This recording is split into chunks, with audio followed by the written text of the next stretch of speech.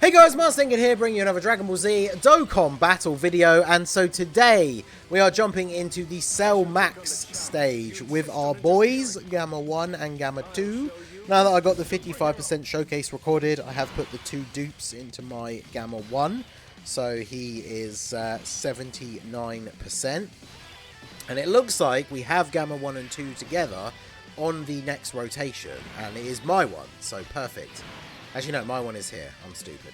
So the friend one is only 55%. Do I want to get them together?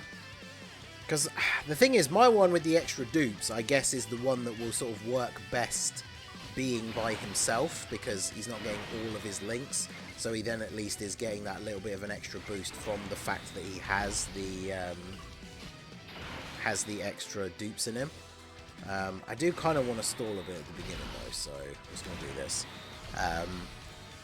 Yeah, so it'll be interesting to see how this goes, because obviously the Gammas, especially when it comes to the special missions, like the Gammas obviously are kind of designed partly for taking down Cell Max, right? They are special pose units as well as artificial life forms. So they're now getting the extra 200, they do, well, it's not an extra 200, it's 210% damage modifier as far as I'm aware. So as in they do 210% damage total, not an extra 210%. So basically, they do just over double damage that they would have done before the update. So that's going to be very interesting for like Gamma 2, for example, who by the time we get to the tech phase at the end, we obviously want him to be fully built up. But if he's getting off a bunch of additional supers and he's doing tons of extra damage, then obviously it's going to...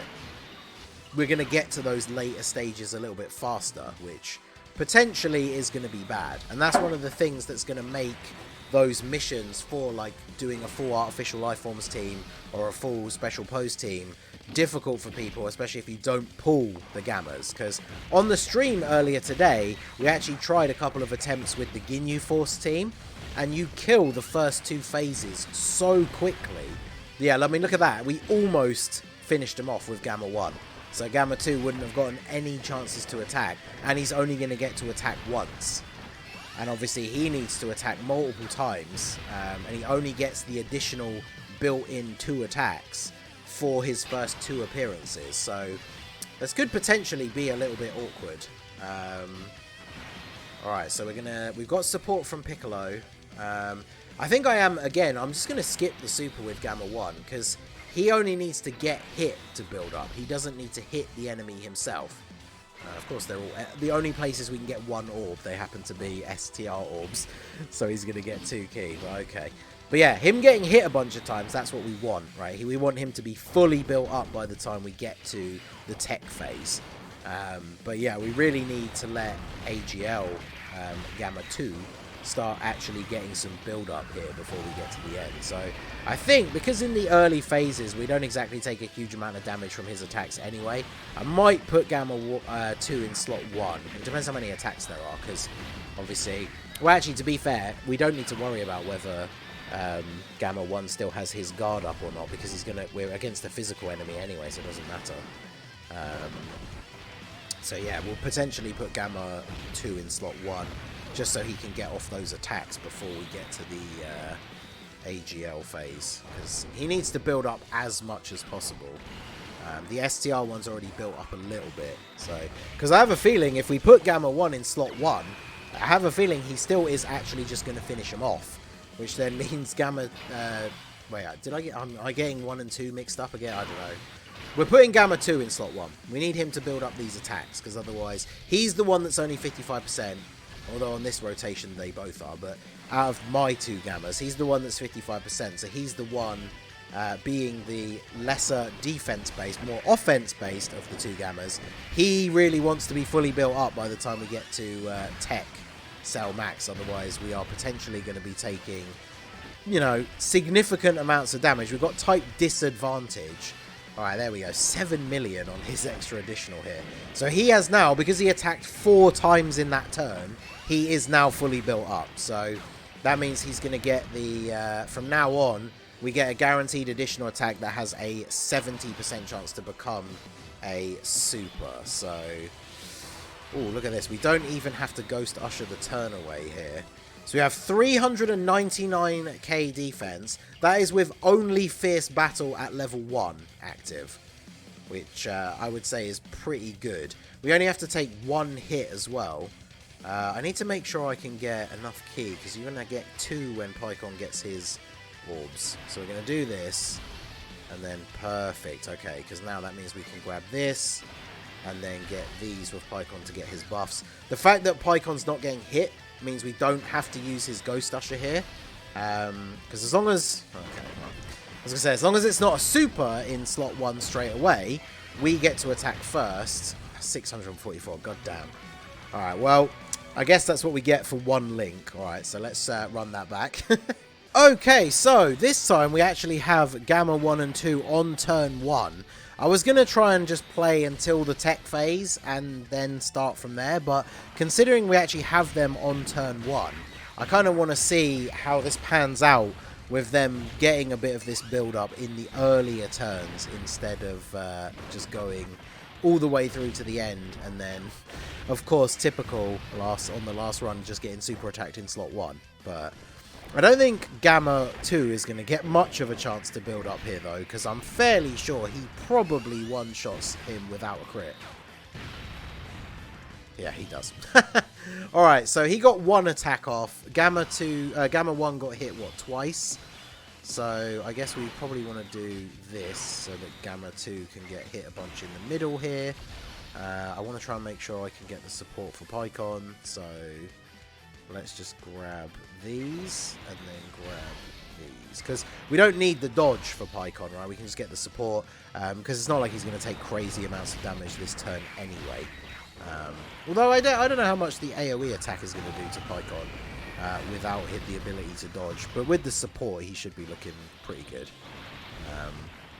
And of course on this rotation, even though we're getting the support from Pycon, obviously Goku's not, you know, fully like bricked up with links here. He's got literally Fierce Battle with Gamma 1. So, but this Gamma 1 is my one, which is the one that has the 2 dupes. The friend has 1 dupe, so him being able to get some build up here by being hit repeatedly is obviously actually very beneficial for us, because we want to make sure he has the damage reduction and everything fully built up by the time we get to Tech Cell Max. So he's already been hit once by the AoE, so that's twice.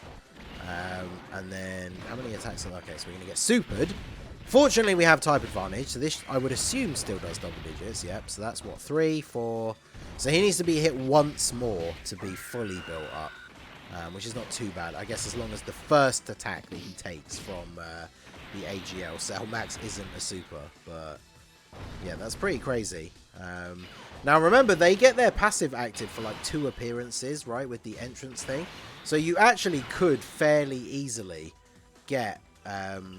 actually, both of those are group attacks. Oh, this is perfect, because since they're both group attacks anyway, we can go ahead and put Gamma 2 in slot 1, because Gamma 1 is going to be taking those 2 attacks anyway. And then, of course, Gamma 1, he needs to attack to get built up. If we just leave Gamma 1 in slot 1, he potentially kills Cell Max here. So this does give Gamma 2 the ability to actually get an attack off. Again, I don't know, will he kill him without a crit? It's the only problem with Special Pose and Artificial Lifeforms units now doing more damage to Cell Max, is it just means that the Gammas kill him much faster in the earlier phases. So, oh, perfect. Okay, so we get an extra attack. That's actually good. We need to get as many of those off as possible before we get to the end. So, okay, so what is his defense here? 442. Are we going to get supered immediately in slot 1 again? I'm having real difficulty finding Gamma friends, because obviously the banner only came out at the time of this recording. The banner hasn't even been out for like a full day. So I'm seeing a couple of them on the list. Of course you did. I'm seeing a couple of them on the list that are just not awakened. 154. That is a pretty stark comparison to what we saw in the first part, the first clip, isn't it?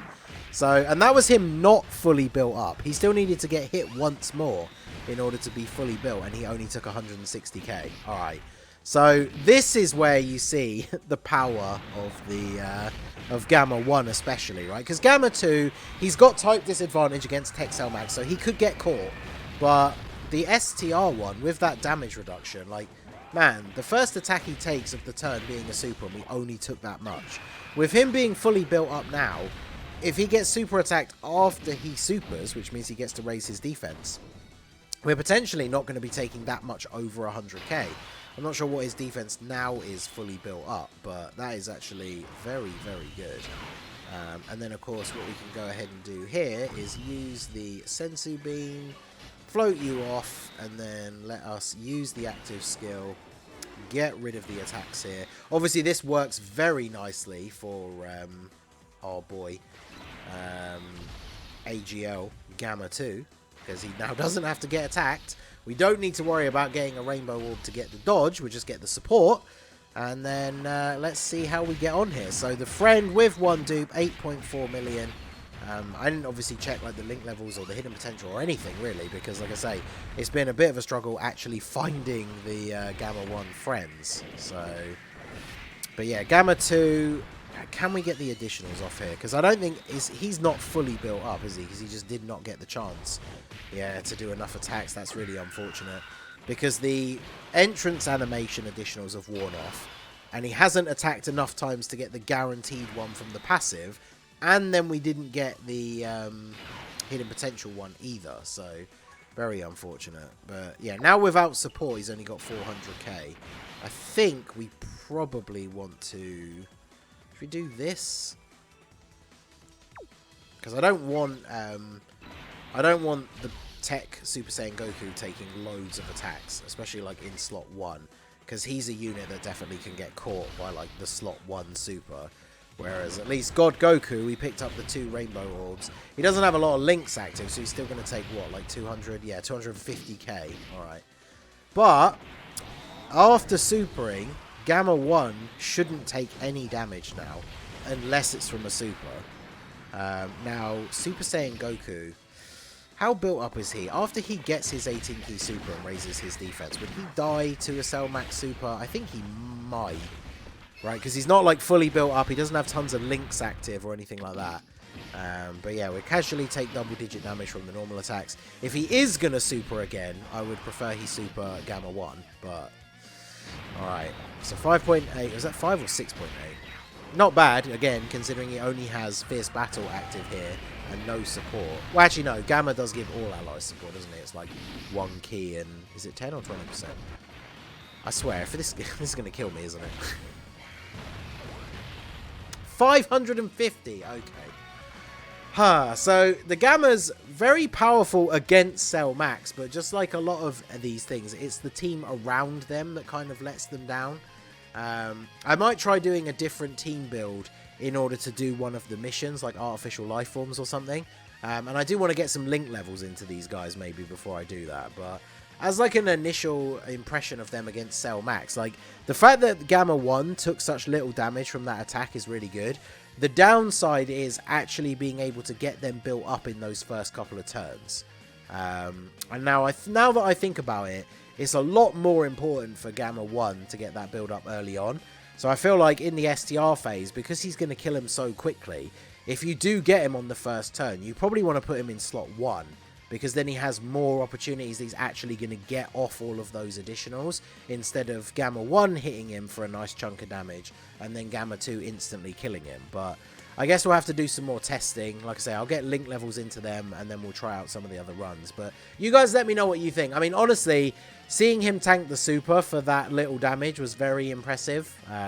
It's just, of course, the rest of the team letting the side down. But let me know what you guys think down below in the comment section. So that is going to be it for the video, guys. This has been the Masked Ningen. Smash that like button, subscribe to the channel if you are new. Check out the links down below for the Discord and the merch store. And I will see you all again soon.